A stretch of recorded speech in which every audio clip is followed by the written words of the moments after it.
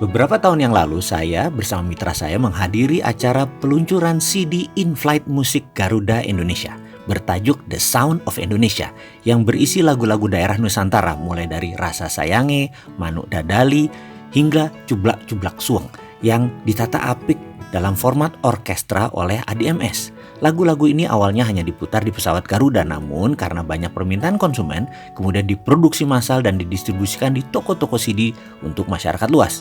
Di tengah acara sambutan oleh sang dirut waktu itu, memerintahkan kepada para tamu undangan dan para segenap karyawan yang hadir untuk mengambil gadget komunikasi mereka masing-masing yang hadir di ruangan tersebut.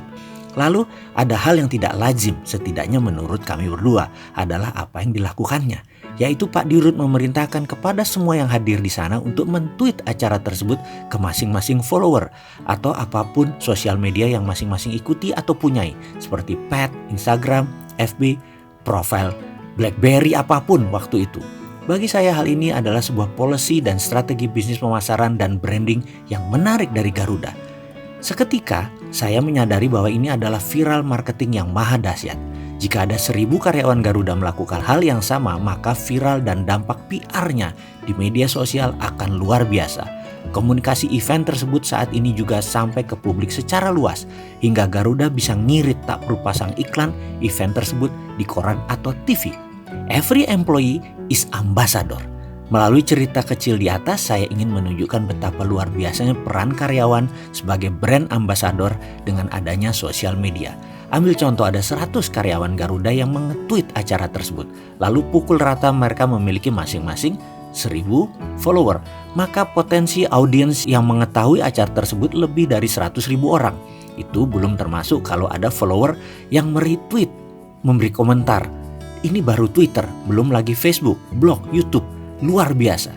Karena itu saya berani mengatakan di era media sosial seperti sekarang, our most powerful ambassador is ourself. Kita tak perlu lagi menyewa Maudi, Raisa, atau Sule untuk mengeluarkan uang ratusan juta bahkan miliaran rupiah untuk menjadikan mereka brand ambassador kita. Cukup pakai diri kita sendiri, lebih powerful, lebih genuine. Anda semua adalah aset tersembunyi yang akan menjadikan penyebar informasi positif, pencipta conversation, pembela fanatik di media sosial bagi organisasi kita. Fakta viral marketing melalui sosial media, melalui Twitter, status update di Facebook, posting di blog, Instagram, Pet, atau upload video di YouTube, Anda boleh dan dapat mengkontribusi penyebaran pesan-pesan positif perusahaan ke publik.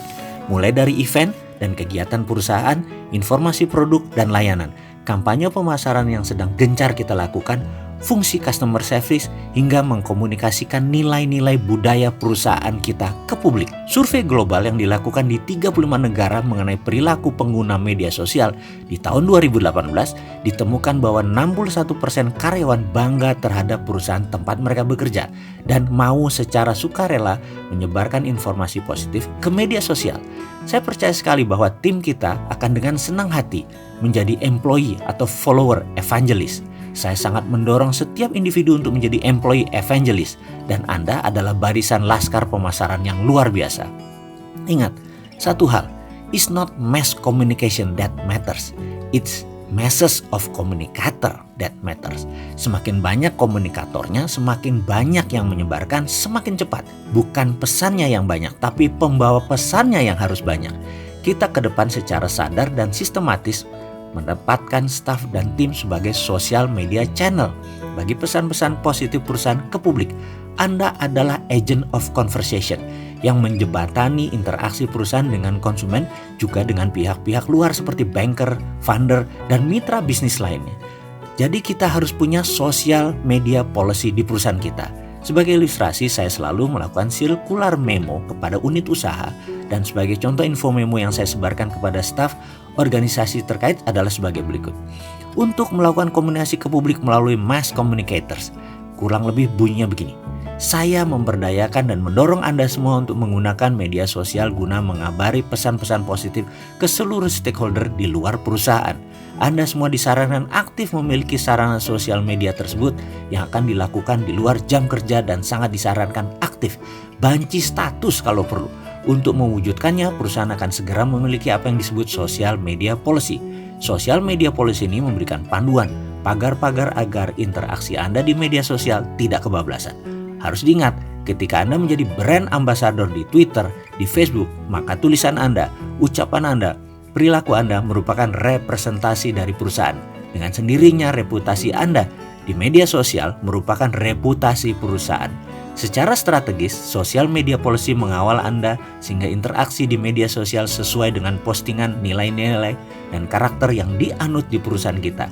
Secara teknis, social media policy mengatur apa yang boleh, do, dan apa yang tidak boleh, don't, oleh Anda sebagai brand ambassador perusahaan di media sosial.